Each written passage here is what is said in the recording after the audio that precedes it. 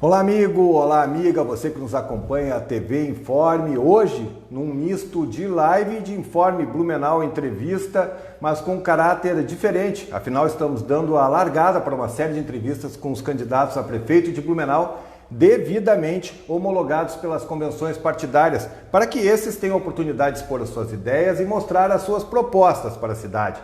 Nessa segunda-feira, dia 31 de agosto, começou o prazo para a realização destas convenções partidárias, prazo esse que termina no dia 16 de setembro, com a campanha propriamente dita, começando no dia 27.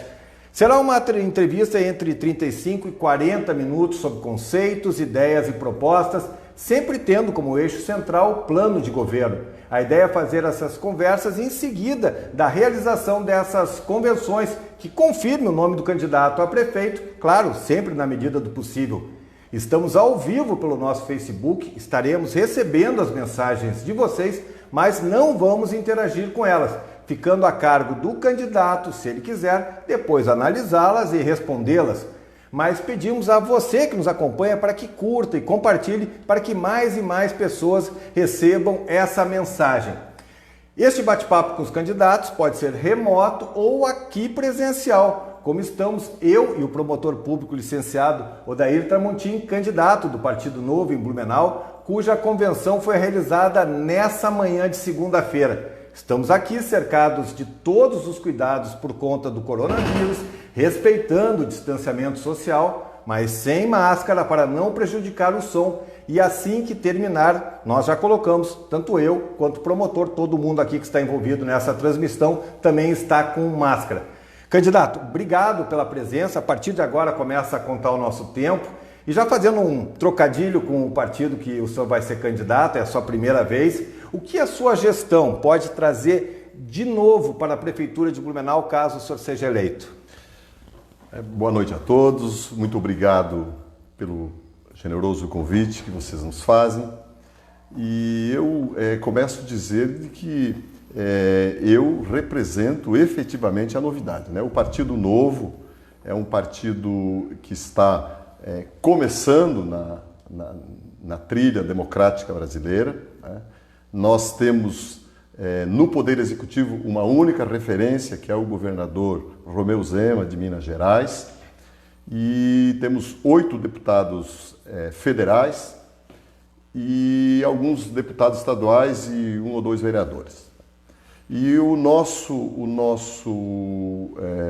programa, a nossa trajetória, ela traz a novidade inserida no sentido de uma nova metodologia de se fazer política no Brasil. E ela começa já a partir da escolha do candidato. Veja que nós fizemos a convenção já no primeiro dia, porque no Partido Novo não existem ajustes, não existem acertos, vamos deixar para o final, vamos escolher o vice de um partido tal, ou o vice do partido outro, ou vamos coligar com esse partido, com aquele, com um somatório de partido. Não. A escolha do candidato, ela começa um ano antes com a realização do processo seletivo. O que é o processo seletivo?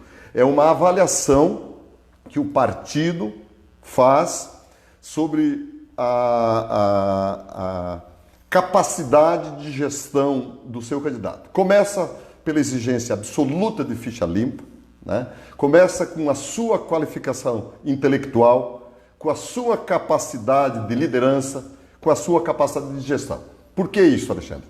Isso é para que não se coloque para a sociedade uma novidade sem consistência.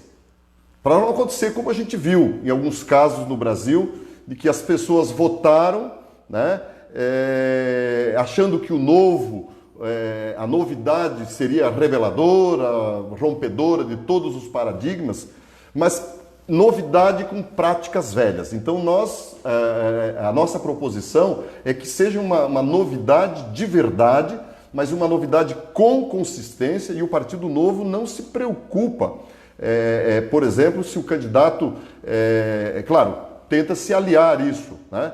mas o personalismo, né? Nós não queremos isso, nós queremos crescer com consciência. Só para dar um exemplo nessa introdução que para nós é muito importante.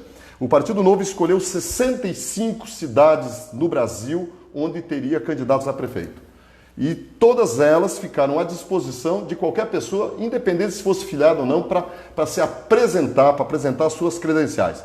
Das 65, só 30 cidades estão habilitadas. Só 30 cidades. Ou seja, 35 que estavam na estratégia do partido não terão candidatos, justamente porque, pelos critérios partidários, aquelas pessoas que se apresentaram não reuniam as credenciais de viabilidade do ponto de vista de uma gestão que o Partido Novo prega. Então, nós não entregamos para a sociedade, nós colocamos à disposição da sociedade, falo isso para prefeito, falo isso para vereador, para todos os cargos, alguém que não reúna as condições que o partido estabelece como mínima para que a sociedade tenha disposição. Então, a sociedade pode ficar muito tranquila de que os candidatos do Partido Novo passaram por uma preliminar, por uma avaliação interna e estão habilitados, estão reconhecidos no âmbito partidário, e aí vem a segunda etapa, que daí é o diálogo com a sociedade, a conversa com a sociedade, a exposição das propostas, promessas e, sobretudo, estilo de governar, e aí a sociedade vai escolher ou não. Qual é a prioridade, qual é a proposta que o Partido Novo vai apresentar para a população de Blumenau, dizer assim, essa aqui é a nossa prioridade, tem outras ações que a gente pode especificar, mas a prioridade? Bom, a prioridade do Partido Novo é gestão com eficiência, né? O Partido Novo é um partido liberal. É um partido que defende um Estado o quanto menos intervencionista, melhor. Baseado naquela estrutura básica que norteou o surgimento do Estado de Direito lá atrás. Preocupação com saúde, com educação, com segurança e com infraestrutura. Essa é a linha dorsal do Partido Novo. E em que sentido nós nos apresentamos? Nós apresentamos no sentido de tirar o peso do Estado, né? De desburocratizar, de modernizar, de eliminar processos e, sobretudo, fazer uma gestão baseada na competência e não na negociação, não no toma lá da cá, não na aglutinação de forças aqui e ali. Então, e o exemplo que nós temos disso é o governo de Minas Gerais, né? Onde os cargos comissionados são escolhidos por um processo seletivo e não por indicação, como é o que a gente tem constatado, as pessoas constatam, as pessoas sabem que acontece no modelo tradicional. Nós não temos monopólio de virtude. Não temos monopólio de virtude. Nós não achamos que tudo que existe aí está errado, que nós vamos reinventar a roda, de que o Partido Novo, como alguns partidos no passado já fizeram, né, tem monopólios de virtudes. Nós, inclusive, e eu digo aqui de público, é um compromisso meu, né, de que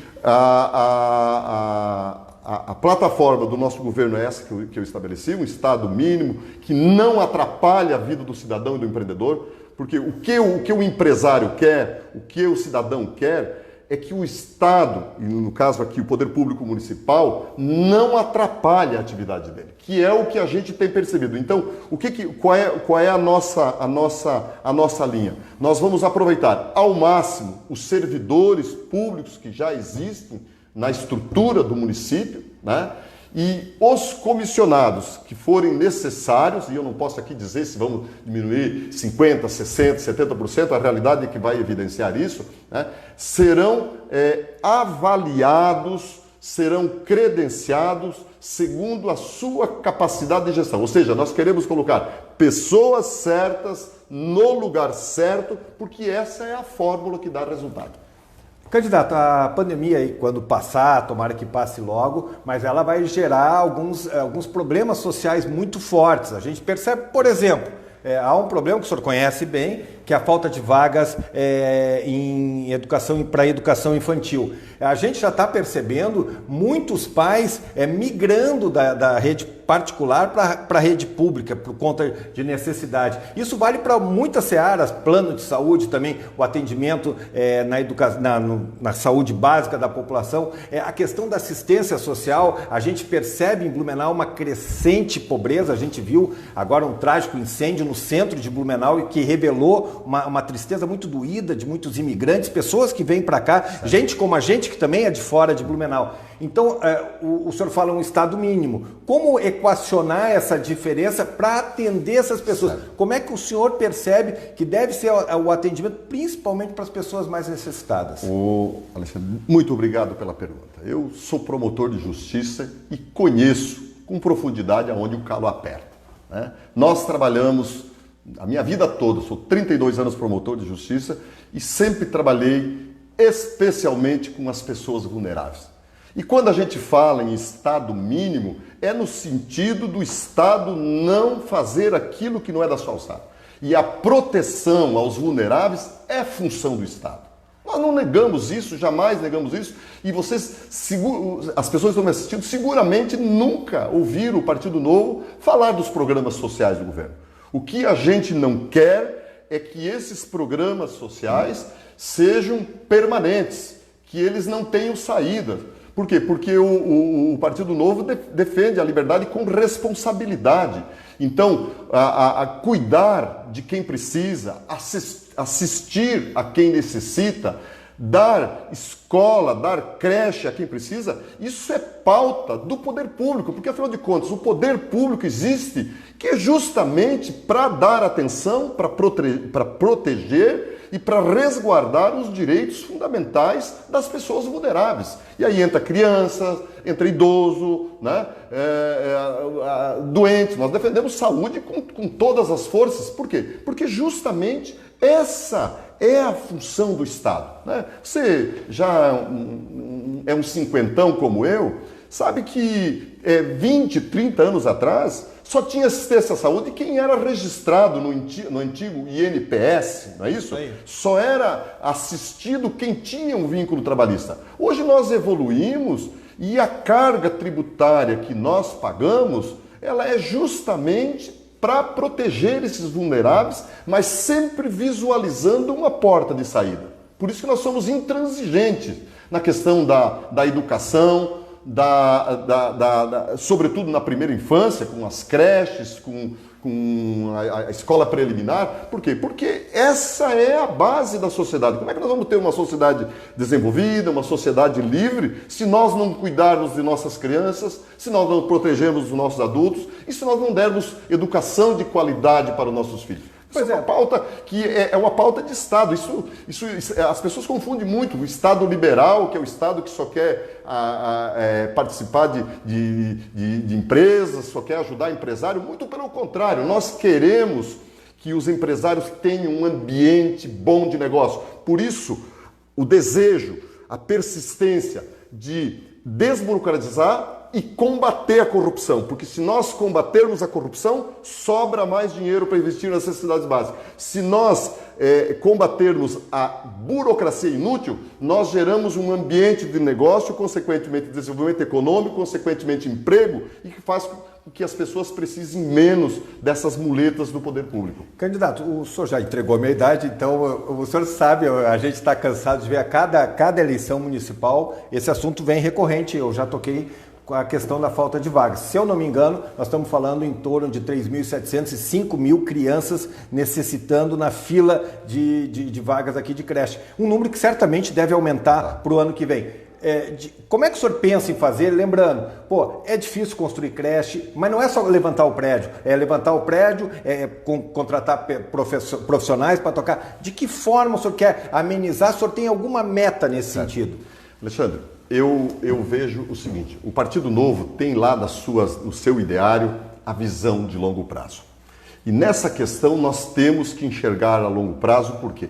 Porque a questão populacional, né, densidade populacional, ela está encolhendo, né, a taxa de natalidade está encolhendo e seguramente, os dados dão em 2040 por aí, 35, 40 já entra numa escala e depois começa.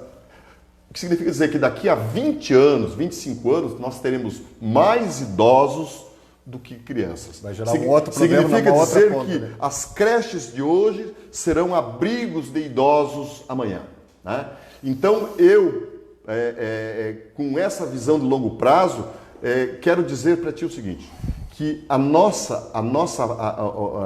o nosso caminho nesse enfrentamento não é construir creche.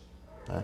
Por quê? Porque nós estamos construindo elefantes brancos. Aliás, vide as escolas. Nós temos um monte de escolas hoje no interior que estão fechando porque falta crianças. Né?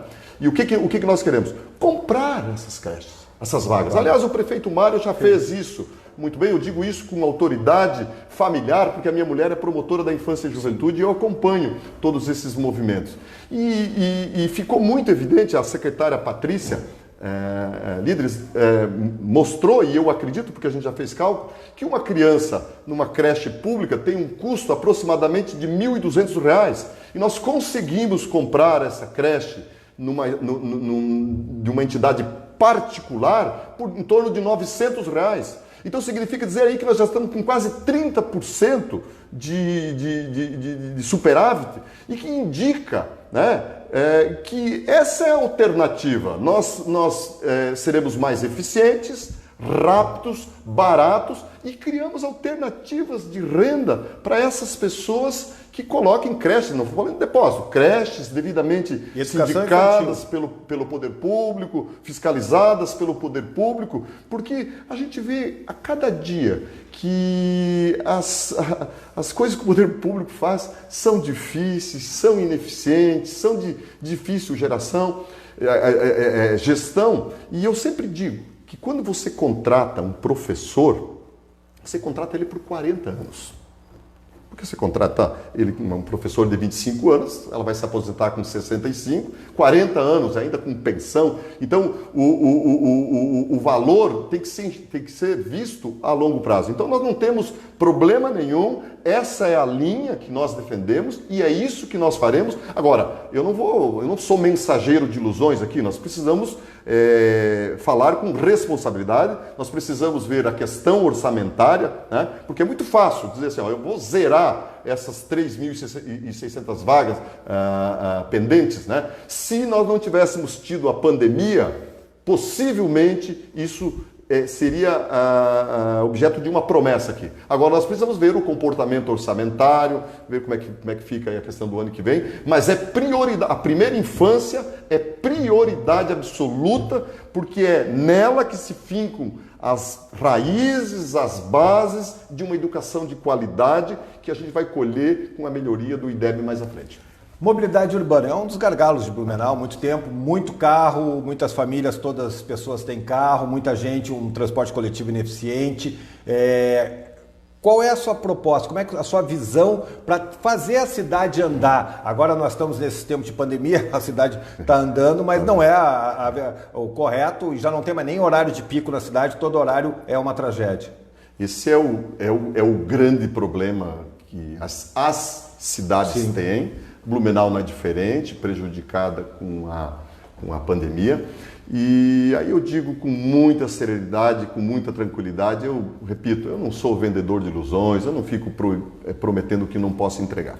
Primeira coisa, nós temos que cobrar do Estado, né, a conclusão da Via Expressa, que é uma obra estruturante, extremamente importante e que vai contribuir decisivamente para o desafogamento da região norte, em especial a rodovia Pedro Zimmer, né? Porque você deslocando o trânsito pesado, nós vamos ter. Então, essa é uma cobrança insistente, é inaceitável que uma cidade do porte de Blumenau tenha uma obra dessa importância, dessa envergadura, paralisada há alguns anos. Isso é fundamental. Em relação às outras obras, nós pensamos, né, eu acho que uma obra extremamente importante é o anel oeste, né, que começa lá na ponte do Baden-Fur, né? São obras projetadas, né? Estabelece lá uma via paralela lá com aquela via lá que passa lá no presídio, como é que é agora? General Osório, né? E aquele anel, ele vem e se integra com a Humberto de Campos, né? Que é um corredor importante para a saída oeste, mas tem, né, a famosa ligação Velha Garcia. Que a ligação Velha-Garcia não é esse arremedo que o prefeito está fazendo. E eu não estou dizendo que ele está dizendo que é isso. Ele está criando uma alternativa. Né? Ele está abrindo um lugar que já existia. Ele está criando uma alternativa. Né? Temporária, frágil, né? Porque a verdadeira a ligação Velha-Garcia, ela parte aqui da Rua Londrina, que logo depois, ali no bairro da Velha, e ela transpassa e sai lá no bairro Garcia. Mas tem túnel, tem umas obras complicadas. Então, é uma obra, Alexandre, que alguém precisa colocar a mão. Né? E é uma obra que não é entregue por um governo. Eu, esses dias, estava estudando esse assunto e a Via Expressa, essa nossa Via Expressa aqui, Fortaleza, ela foi projetada lá nos anos 70, ela demorou 40 anos. 40 anos. E qual é o problema que tem? E aqui eu quero dizer com muita tranquilidade. Nós precisamos ter visão de longo prazo. As administrações, de uma forma geral, só tendem a começar uma obra que elas conseguem entregar no seu mandato. Eu seria leviano dizer, vou fazer a obra ligação Velha-Garcia, a verdadeira Velha-Garcia, no mandato. Um mandato você, quando muito, consegue projetar essa obra efetivamente, né? Dar eventualmente algum início, porque nós temos a visão de longo prazo. Nós precisamos fazer as obras estruturantes. E para esse tipo de obra, que é uma obra que custa mais de 200 milhões, alguns dizem que precisa ter túnel, quem sabe outros dizem que eventualmente, com as novas modernidades de construção, você pode fazer uma via panorâmica, mas é obra para mais de 200 milhões de reais, 300 milhões de reais. Seria uma temeridade eu falar que nós vamos fazer, mas é preciso fazer isso, por quê? Porque essas obras foram projetadas lá nos anos 70, no governo do Félix Tais, né? E disso tudo que nós projetamos, nós fizemos muito pouco. Então, tem, por exemplo, o binário da Rua Amazonas, por exemplo, né? que já está projetado, que é uma confluência extremamente importante, uma obra talvez mais barata, mas a gente precisa, eu sempre digo que o prefeito, e esse é o meu compromisso com o blumenauense, o prefeito precisa enxergar a floresta e não as árvores. A gente precisa pensar para as próximas gerações e não para as próximas eleições. Então, quando você pergunta qual é o jeito novo de governar, o jeito novo de governar é esse. Nós temos nós temos obras planejadas, nós temos obras projetadas e a grande maioria não executadas. Então, só que daí a gente precisa do quê? Precisa levantar recursos para viabilizar essas obras. Eu não prometo, nós vamos fazer aquilo que é possível, concluir aquelas que já estão em início, porque nós não trabalhamos com essa obra daquele outro, porque nós queremos trabalhar para a cidade. Um assunto que o senhor conhece bem, transporte coletivo. O senhor estava, como promotor público, acompanhou de perto o rompimento com o consórcio SIGA, ainda no primeiro mandato do Napoleão Bernardes, depois veio a Piracicabana, que virou Blumob, e a gente já está vendo um impasse. Hoje, inclusive, o Informe Blumenau noticiou em primeira mão que a Blumob entrou com uma ação pedindo 18 milhões para a prefeitura, ou que a prefeitura desse um plano de ação, e o juiz não deu a sair, mas deu 30 dias para a prefeitura dizer o que vai fazer, vai recompor, vai encampar, vai fazer que tipo de coisa. Então, o que a gente percebe também é que na extinção no consórcio SIGA eram 1.500 trabalhadores. Então, já para a Blumob já foram 1.200 e já foram 550 demitidos. Então, a Blumob está sinalizando que precisa de um novo modelo. A Blumob que recém assinou o contrato. Ela está sinalizando que quando voltar essa pandemia, o modelo antigo não serve mais. Certo. Então, não serve mais para quem? Para a Blumob ou para o usuário do transporte coletivo? Como é que o senhor vê que... E lembrando que isso provavelmente vai cair no colo do próximo prefeito. O próximo prefeito vai ser um administrador de escombros, né? Porque toda essa insanidade que se fez aí no enfrentamento da pandemia, e eu digo isso com muita serenidade, com muita tranquilidade, eu acho que houveram muitos exageros, vai vir a conta, né? E um deles nós já estamos vendo aqui na questão do transporte coletivo. Nós vamos ter que reinventar o transporte coletivo, né?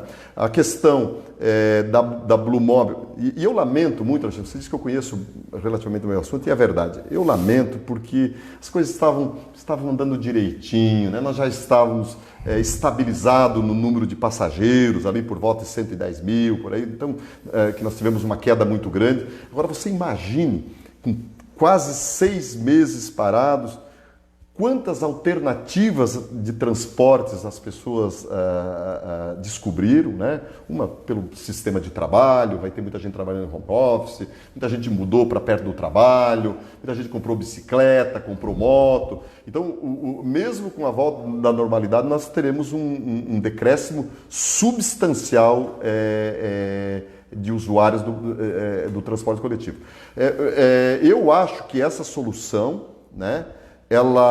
Inclusive a solução financeira, ela não vai ser possível de ser suportada pelos municípios. Estou falando de todos os municípios da Catarina. Inclusive já se sinaliza lá no Congresso Nacional algum aporte, né, de algum tipo de subsídio para viabilizar. Por quê? Porque não é interessante para uma cidade que você não tenha um transporte de qualidade, com uma empresa com rigidez econômica. Então, o que é o contrato de concessão? O contrato de concessão, como o próprio nome já diz, você entrega a exploração do serviço mediante uma remuneração. Agora, se você quiser manter a mesma quantidade de ônibus, a mesma quantidade de trabalhadores, a passagem vai para R$ 8,00. E aí você inviabiliza o sistema. Então, serão alternativas a serem construídas, modelos a serem reinventados, e eu acho que é muito cedo ainda para se dizer o que vai ser possível fazer. Mas o transporte coletivo é uma prioridade, né? Nós temos uma cidade que tem problema de mobilidade por causa da sua geografia, né? Por causa do desenho viário, e a gente vai ter que enfrentar. Esse é um problema dos mais sérios, mas não tem como fugir. Candidato, eu acredito que uma das pautas que vai dominar essa eleição é a retomada econômica. O que o Novo pode propor dentro dos limites da Prefeitura? Porque realmente a Prefeitura fica um pouco de braços atados com relação a isso. O que é possível fazer? Primeira coisa que as pessoas precisam saber é a verdade, né? E a verdade tem que ser dita. Eu entrei nesse projeto, nessa campanha, para falar no olho do eleitor. Eu não me presto a vender ilusões, como eu já disse, a fazer promessas que eu não posso cumprir. Município não gera emprego. Isso tem que ficar bem claro. As pessoas, o que o município... O município não gera emprego. O município tem que criar condições para que a economia se desenvolva. Mas tem um limite muito, muito exíguo, né? Então, o que eu defendo? Que nós precisamos construir, criar um ambiente de negócio. Nós temos que ser atrativos, nós temos que ser vistos lá fora. Por isso que o próximo prefeito tem que ser um vendedor da cidade.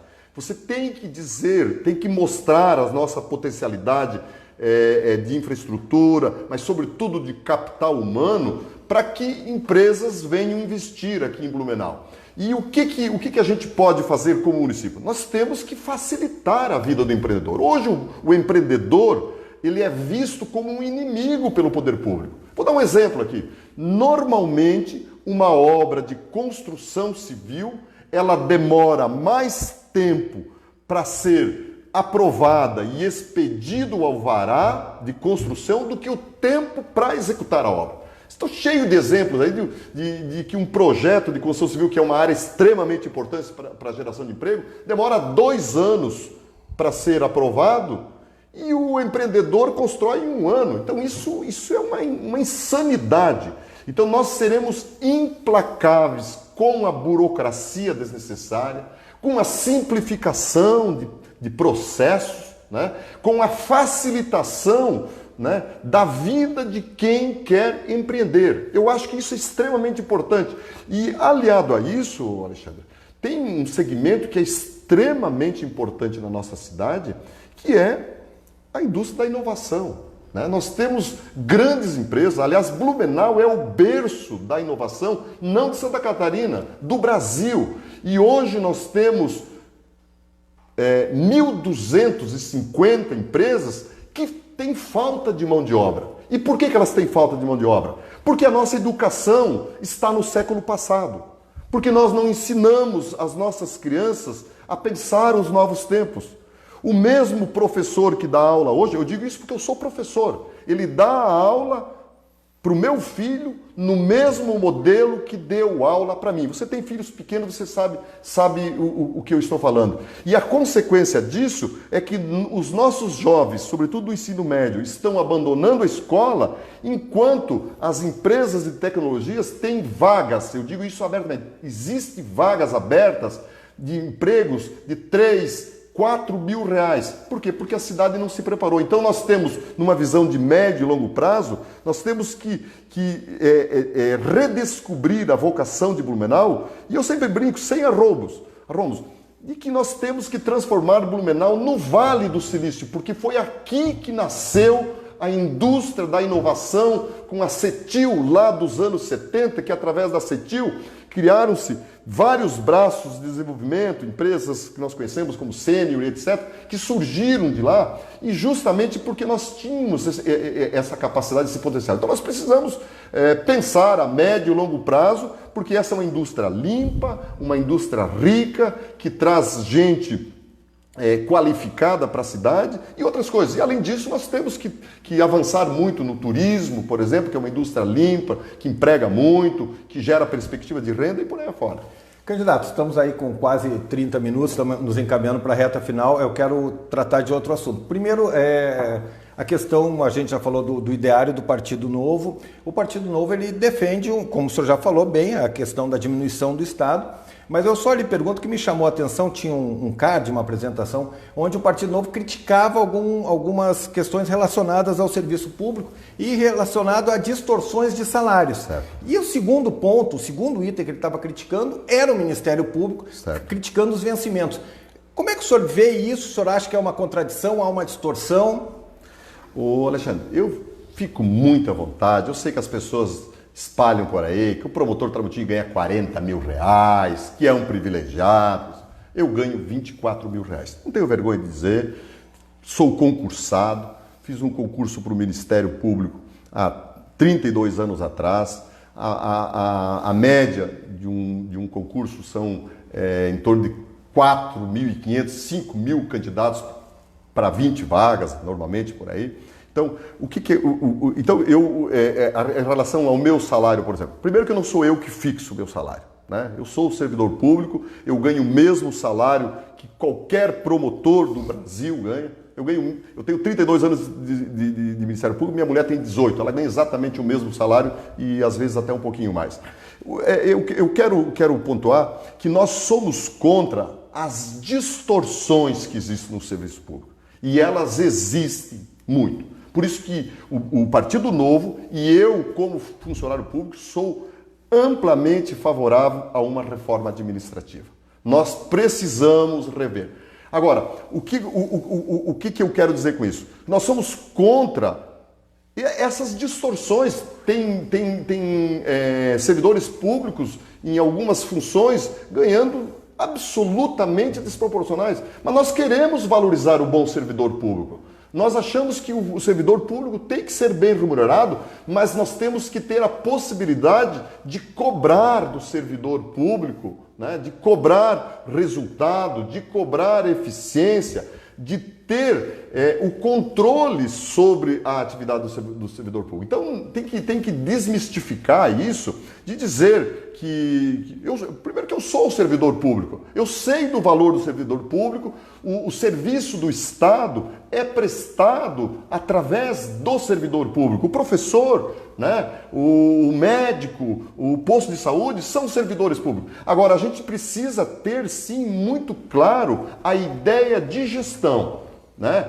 A ideia de busca de resultado. A ideia de que o servidor público tem que valer aquele salário que ele recebe. Então eu não tenho problema nenhum, o partido não tem problema nenhum, a gente é contra justamente essas distorções que existem em todas as esferas dos governos, desde o municipal até o federal. Então por isso, por exemplo, que nós temos o nosso programa de governo vai estabelecer que nós vamos aproveitar ao máximo os servidores públicos, porque na burocracia de Blumenau nós temos servidores de excelência, gente com mestrado, com doutorado e com extrema qualificação. E o que acontece? Esses servidores muitas vezes estão desmotivados porque eles são chefiados por essas indicações políticas, por esse troca-troca, por essa malversação ou mau uso do servidor comissionado, eles se sentem desmotivados porque justamente tem esse problema da deslegitimação da chefia em relação ao chefado. Então, o servidor público pode ficar muito tranquilo, a sociedade pode ficar muito tranquila, que nós temos um compromisso de gestão. E o compromisso de qualquer gestor é exigir resultados de acordo com aquilo que ele paga para o seu servidor. Candidato, até para aproveitar esse momento para esclarecer, nós estamos na reta final, circulou muito quando o seu nome estava ali, o senhor sabe disso, que acontece, quando o seu nome estava cotado, circulou muita informação. E tem uma informação que circulou que o senhor recebia auxílio moradia, morando em Blumenau há bastante tempo. Vou lhe perguntar até para esclarecer, porque o senhor e a sua esposa recebiam. Aconteceu isso? O senhor recebeu durante um tempo? Sim ou não? Os promotores do Brasil inteiro, não é o promotor Tarantina. Sim. Todos os promotores do Brasil inteiro, todos os juízes, né, recebiam auxílio moradia, que na verdade foi isso que nos passaram, uma compensação salarial, né? Estava 10, 12 anos sem aumento, e ele tinha vínculo salarial, confirmação. Eu sempre me senti desconfortável. Devo admitir, né? Inclusive em manifestações internas, seria oportunismo eu trazer aqui, ali, não é isso.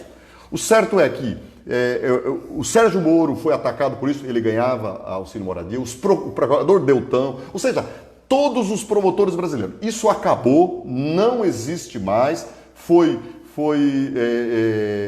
eu acho que foi uma prática extremamente salutar, porque era uma pecha que eu não gostava de carregar e que o Ministério Público, em geral, não gostava de carregar. Então, eu justifico isso dizendo que eu não era o beneficiário, eu não era o privilegiado. No Brasil inteiro, os promotores tinham esse penduricalho. Eu sempre fui favorável a subsídio único, que se estabeleça um salário determinado e que se acabe com essa coisa. Até eu quero só acrescentar que no Ministério Público, por exemplo, um promotor que entra hoje no Ministério Público, ele ganha exatamente o mesmo salário do que eu, que tenho 32 anos. Então, acabaram-se os adicionais por tempo de serviço que existiam lá atrás, né? Acabaram-se esses penduricalhos, mas de vez em quando surge um monstrengo aqui, um monstrengo ali, e aí a gente acaba pagando por isso. Mas eu pessoalmente sou contrário. Candidato, nós estamos já naquele nosso tempo intermediário, vou lhe dar um tempo para o senhor encerrar, conversar com o eleitor, com a comunidade de Blumenau. Bom, eu queria falar para o blumenauense de que eu moro em Blumenau há 32 anos, sou professor da universidade há 30 anos, me sinto qualificado, me sinto habilitado e, sobretudo, me sinto com raiz nessa cidade que eu escolhi para ter meus filhos, para criar meus filhos e para viver a minha vida. Eu, pelo meu cargo, eu poderia escolher qualquer cidade do estado para viver, mas eu escolhi Blumenau, vim aqui para passar um mês, né? Morei, para as pessoas ficarem falando, privilegiado, isso.